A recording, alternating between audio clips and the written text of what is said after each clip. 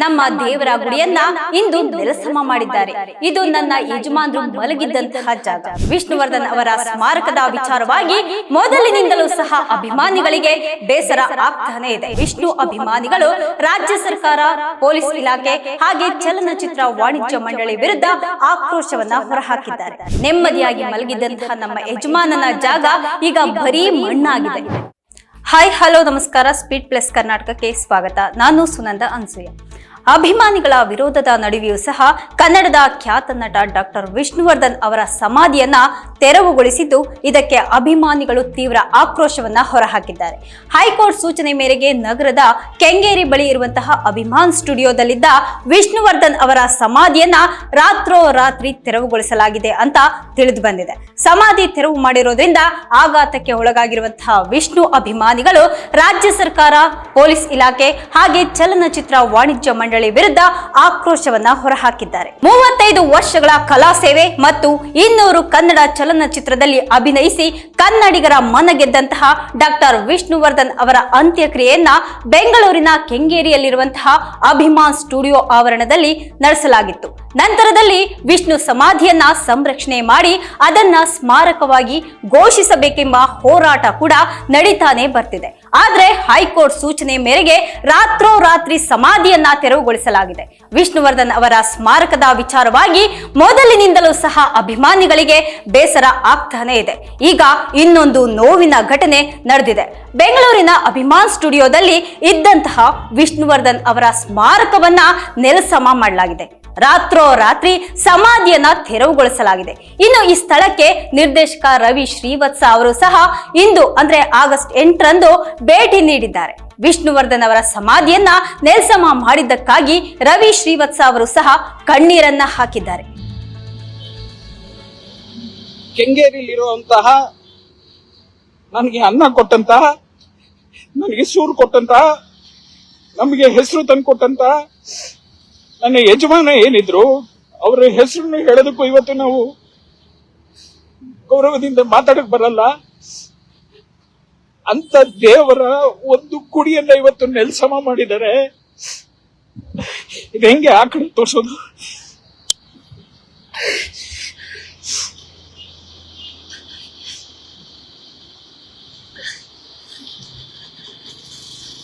ಅಲ್ಲಿ ಕಾಣ್ತಾ ಇದೆಯಲ್ಲ, ನೆಲಸಮ ಮಾಡಿದಾರಲ್ಲ, ಆ ಜಾಗ ನನ್ನ ಯಜಮಾನರು ಮಲಗಿದಂತಹ ಜಾಗ.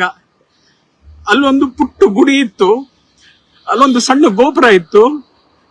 ಆ ಗೋಪುರನ ನಿನ್ನೆ ರಾತ್ರೋರಾತ್ರಿ ನೆಲಸಮ ಮಾಡಿದ್ದಾರೆ. ಇಲ್ಲಿ ಬಂದ್ರೆ ನಮ್ಮ ಯಜಮಾನನ್ನ ನೋಡೋದಕ್ಕೂ ಕೂಡ ಗೇಟ್ ಅನ್ನ ತೆಗಿತಾ ಇಲ್ಲ. ಒಳಗಡೆ ಪೊಲೀಸರು ಸರ್ಪಗಳು ಹಾಕೊಂಡು ಕೂತಿದ್ದಾರೆ. ಆರಕ್ಷಕರು ಮುಂದೆ ಗೇಟ್ ಅಲ್ಲಿ ಬ್ಯಾರಿಕೇಡ್ಸ್ ಗಳು ಹಾಕಿದ್ದಾರೆ. ಯಾವ ಮಟ್ಟಕ್ಕೆ ಬಂದ್ಬಿಟ್ವಿ ನಾವು ಅಂತಂದ್ರೆ, ಸಮಾಧಿಯನ್ನ ಕೂಡ ನಾವು ಕಾಪಾಡ್ಕೊಳ್ದಿರೋ ಮಟ್ಟಕ್ಕೆ ಬಂದಿದೀವಿ. ವರಮಹಾಲಕ್ಷ್ಮಿ ಹಬ್ಬದ ದಿನನೇ ಅವರು ಅಭಿಮಾನಿಗಳಿಗೆ ತೀವ್ರವಾದಂತಹ ನೋವಿನ ಸುದ್ದಿಯನ್ನ ತಿಳಿಸಿದ್ದಾರೆ. ಅಭಿಮಾನ್ ಸ್ಟುಡಿಯೋದಲ್ಲಿ ಇರುವಂತಹ ವಿಷ್ಣುವರ್ಧನ್ ಸಮಾಧಿ ಸ್ಥಳಕ್ಕೆ ಅಭಿಮಾನಿಗಳಿಗೆ ಪ್ರವೇಶನೇ ಸಿಗ್ತಾ ಇಲ್ಲ. ಈಗಾಗಲೇ ಮೈಸೂರಿನಲ್ಲಿ ಇರುವಂತಹ ವಿಷ್ಣುವರ್ಧನ್ ಅವರ ಸ್ಮಾರಕ ನಿರ್ಮಾಣ ಆಗಿದೆ.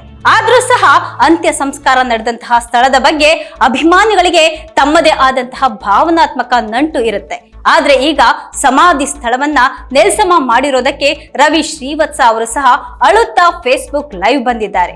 ನಮ್ಮ ದೇವರ ಗುಡಿಯನ್ನ ಇಂದು ನೆಲಸಮ ಮಾಡಿದ್ದಾರೆ. ಇದು ನನ್ನ ಯಜಮಾನರು ಮಲಗಿದ್ದಂತಹ ಜಾಗ. ಅಲ್ಲೊಂದು ಪುಟ್ಟ ಗುಡಿ ಇತ್ತು, ಸಣ್ಣ ಗೋಪುರ ಇತ್ತು. ಆ ಗೋಪುರವನ್ನ ರಾತ್ರೋರಾತ್ರಿ ನೆಲಸಮ ಮಾಡಿದ್ದಾರೆ. ನಮ್ಮ ಯಜಮಾನರನ್ನ ನೋಡೋದಕ್ಕೆ ಬಂದ್ರೆ ಗೇಟ್ ಕೂಡ ತೆಗಿತಾ ಇಲ್ಲ. ಪೊಲೀಸರು ಸರ್ಪಗಾವಲು ಹಾಕೊಂಡು ಕೂತಿದ್ದಾರೆ ಅಂತ ರವಿ ಶ್ರೀವತ್ಸ ಹೇಳಿದ್ದಾರೆ.